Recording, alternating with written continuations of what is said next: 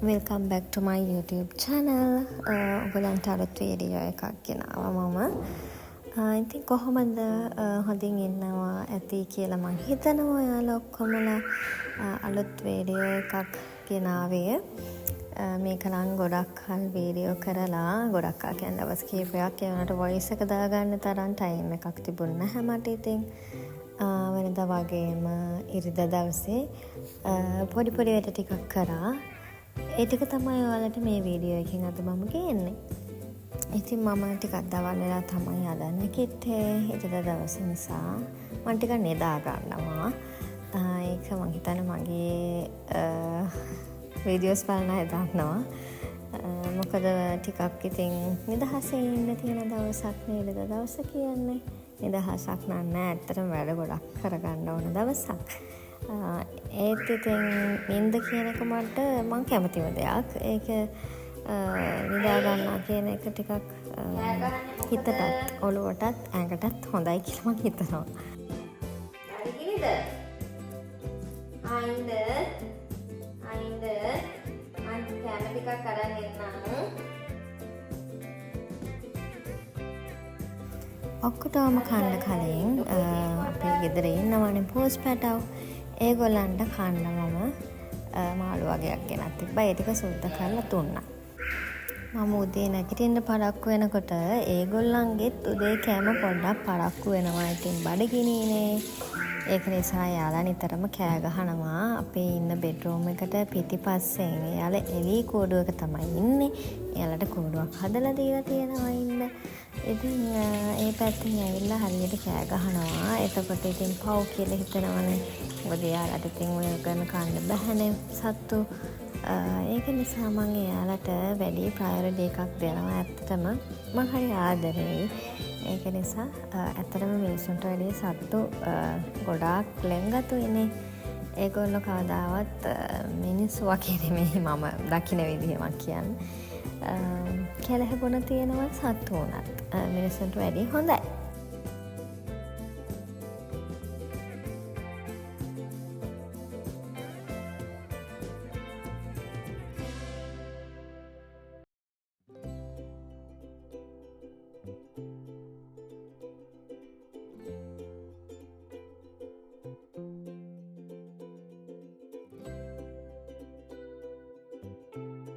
ඒගොල්ලන්ටත් කෑම දීලා ඊට පස්සේ මම හැමදාම කරන්නේ ඉරිදට මාළු හරි මස් හරි මොන හරි ගෙනාවොත් ඒවා ඉස්සරහා දිනවලට කෑමට වෙන් කරගන්නවා. ඒකල මම ෆ්‍රිජ් එකට ඒ ටික දාගන්නවා.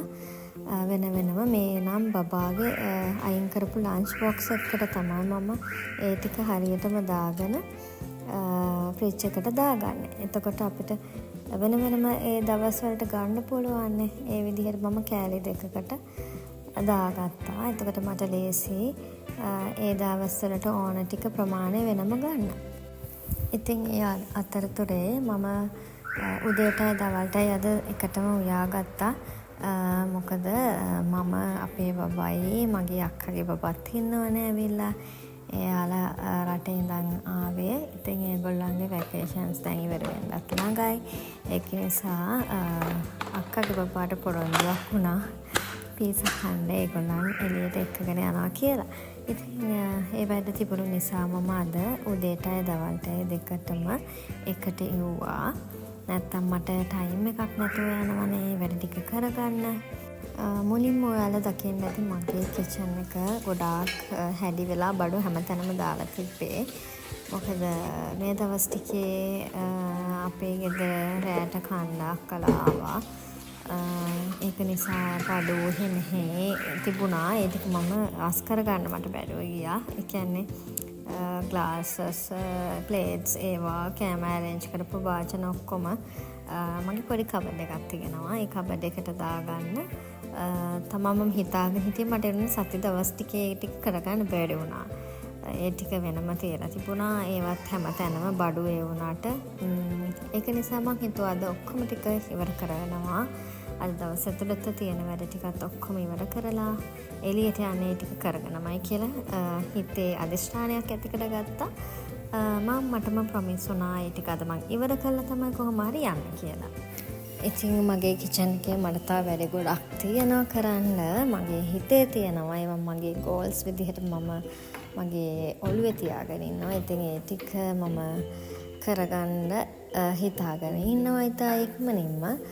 බලමු ඉතින් නේද අපිට හැම දෙයක්ම ඉක්මනටම කරගන්න බෑනේ. අපේ තියෙන ආර්ථික තත්ත්වය, එතකොට අපිට තියෙන වැඩ ගොඩක් තියෙනවා කරගන්න. ඉතින් මම ඔයාලට කියන්න ඕන විශේෂයෙන්ම මම සාමාන්‍ය පවුලක ගෑනු ළමයෙක්. ඉතින් මේ තැනට එන්න මම ගොඩාක් මහන්සි වෙලා තියෙනවා. ගොඩාක් කැපකිරීම කරලා තියෙනවා. ගොඩක් කට්ටිය දාලා තිබුණා කිචන් එක ලස්සනයි එහෙම කියලා. ඒව මම බොහොම සුළුවෙන් ලොකු මුදලක් නැතුව පොඩිවට එකතු කරගෙන කරගත්තු දේවල්. ගොඩක් අය හිතනවනේ අපිට ඒ වගේ ලස්සන කිචන් එකක් නැහැ, අපිට සල්ලි නැහැ එහෙම කියලා. ඉතින් ඒකට දුක් වෙන්න ඕනේ නැහැ. හැමෝටම එහෙම එක විදිහටම සල්ලි නැහැනේ. මම පොඩ්ඩක් ඒ ගැන කියන්න හිතුවා. මොකද දැන් ගොඩාක් අයට ආර්ථික ප්‍රශ්න තියෙනවානේ. ඉතින් මාත් ඒ වගේ ගොඩ ප්‍රශ්න වලට මුහුණ දුන්න කෙනෙක්. ඒක නිසා මට හිතුණා මගේ අත්දැකීම ඔයාලත් එක්ක ෂෙයා කරගන්න ඕනේ කියලා. ඉතින් මම කෙටියෙන්ම කිව්වොත් ඒවා ඔයගොල්ලන්ගේ ගෝල්ස් විදිහට ස්ටෙප් බයි ස්ටෙප් රිකවර් කරගන්න විදිහ කොහොමද කියලා ඔළුවේ ප්ලෑන් එකක් තියාගන්න. නැත්නම් ඒක නෝට් ඩවුන් කරත් කමක් නැහැ. ඒ විදිහට තමයි මම අද මේ තැනට ඇවිත් ඉන්නේ.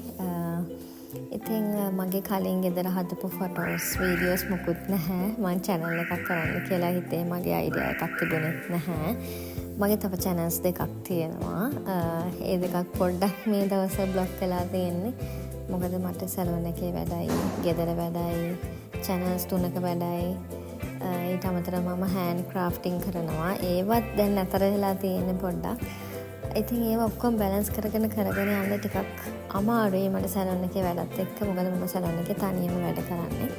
මට ඇත්තට ඒකත් ලොකු අභියෝගයක්. මම වැඩ කරන්නේ කුරුණෑගල ටවුන් එක. ඉතින් ගොඩ සැලොන්ස් තියෙනවානේ. ගොඩාක් තරගකාරී. නමුත් මම මේ දවස්වල මගේ මෙතෙන්ට එකට යන ෆේෂල් ට්‍රීට්මන්ට්ස් කරනවා. ඔයාලට මගේ බලා ගන්න පුළුවන් මගේ පේජ් එකේ. මම ඔයාලට ඒක මගේ ඩිස්ක්‍රිප්ෂන් එකේ දාන්නම්.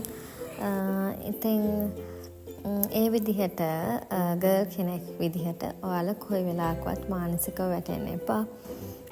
මොකද අපිට හැමදාමත් මේ කාලේ තියෙන්නේ නැහැ. මම ගොඩාක් බණ අහන කෙනෙක්. මං ගැන විස්තර කරනව නෙමෙයි. ඉතින් ඒවත් එක්ක මම ගත්ත දෙයක් තියෙනවා. හැම දෙයක්ම, ඒ කියන්නේ තියෙන හැම ප්‍රශ්නයක්ම හැමදාම තියෙන්නේ නැහැ. මම බෞද්ධ ආගමික කෙනෙක් විදිහට මම ඒක ගොඩ ධර්ම දේශනාවලින් මගේ ජීවිතයට ලං කරගත්ත දෙයක්. මට එන හැම ප්‍රශ්නයකදීම මම ඒක ඔළුවට ගන්නවා ඇත්තටම. ඒකෙන් මගේ මනස රිලැක්ස් කරගෙන මගේ ඉස්සරහ වැඩ ටික කරගන්න මට ගොඩාක් එක ප්‍රයෝජනවත් වෙනවා. ඉතින් මම හෙමින් ලෑස්ති වුණා. අරගොල්ලව එළියට එක්කගෙන යන්න පොරොන්දු වුණානේ. ඒක නිසා මම සන්ක්‍රීම් එකක් යූස් කරනවා. ෆවුන්ඩේෂන් එකයි, සන්ස්ක්‍රීන් එකයි, මගේ මොයිස්චරයිසින් ක්‍රීම් එකයි. ඒවා ඔක්කොම මගේ ස්කින් එකට මැච් වෙන ඒවා තමයි මම අරගෙන තියෙන්නේ. ඉතින් මේ විදිහට මම ලෑස්ති වුණා. මම ඇත්තටම ඉරිදා දවසේ එළියට යන්නේ නැහැ ගොඩක් කලාවට. මොකද මම අනිත් සතියේ දවස් ඔක්කොම එළියට යන නිසා. ගෙදර ඉන්න දවසට මම කැමති ගෙදරටම වෙලා ඉන්න. ඒකට තමයි මම වැඩිපුරම කැමති.